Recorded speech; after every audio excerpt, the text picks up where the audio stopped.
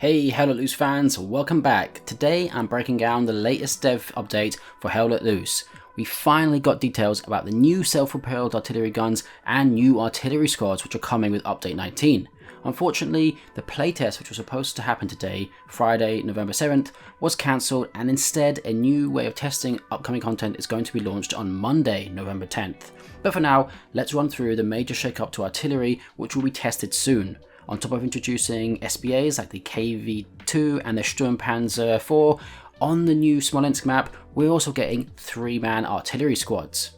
In Update 19, the developers are completely revamping how artillery works in Hell Let Loose. They're combining all artillery elements into one new artillery squad, which includes both static artillery and the new self-propelled artillery guns, or SBAs. The goal is to make artillery more engaging, balanced, and team-orientated, with every role having a distinct purpose. The artillery squad will be made up of 3 roles: artillery observer, artillery support, and artillery engineer. The observer will function like a spotter, marking enemy targets, coordinating with command and officers, and placing outposts for the artillery squad. Having OPs near the SBA will actually increase the squad's artillery accuracy, making its shot land within a tighter radius, making placement and protection quite important. The arty squad OP, however, will not affect the accuracy of static artillery. The artillery support will be the driver who aims and fires the artillery gun, while also deploying supplies to build static guns as well as other deployables. They will also have anti-personnel mines to protect the OP. The artillery engineer can also drive, aim and fire the SBA, but they carry the essential wrench and blowtorch to repair damaged artillery and maintain fortifications. The idea is that all 3 roles need to work close together. Communicating and coordination are obviously key, part of Hell Let Loose. Static artillery is also getting major changes to balance gameplay. Here's what's new. Range of the static artillery gun has been reduced from 1600 meters to 1400 meters, so they can't fire directly into final objectives anymore. The static guns now need to be first constructed by the artillery squad using supplies, and only one static gun can be built at a time. Enemies can dismantle these static artillery guns by running up to them and holding F, or destroying them with explosives. Once destroyed, a gun can be rebuilt, but there is a 5-minute cooldown before another one can be placed by the artillery squad. Instead of costing 1 munition per shot as it does now, these static guns will have a limited ammo supply which can be refilled via a commander ability. Now for the new toys, self-propelled artillery.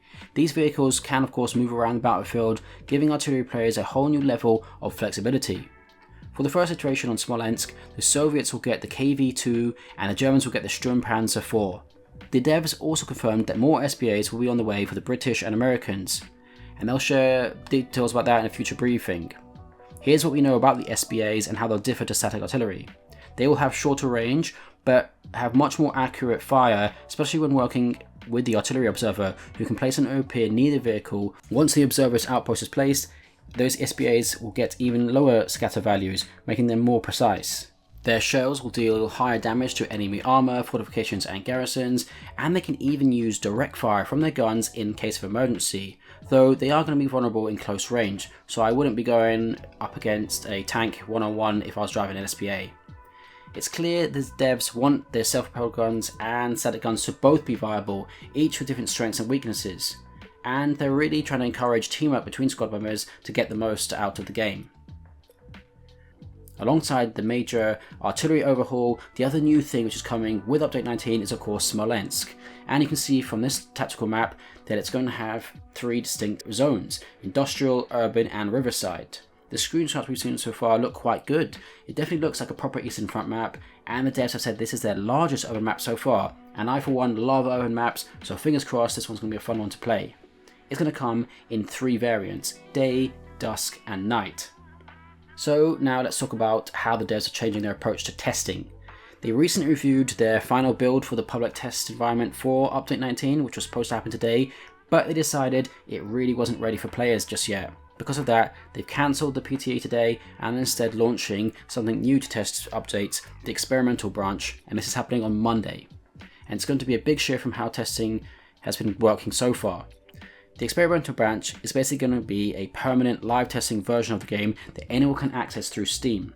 You won't need a separate app, just switch to the experimental branch in your game's properties, and the devs will be updating this regularly, sharing patch notes, listing what are known issues and what their feedback priorities are. This will also hopefully give server owners a chance to host their own test servers, allowing for much more authentic testing and faster feedback on the new builds. So instead of waiting for these one-off PTE events, players can now hopefully access the experimental branch and give that continuous feedback on new content as it's being rolled out. The devs said they're confident this new approach will make testing more accessible and flexible and community driven. Fingers crossed that's the case. We'll have to see how things go.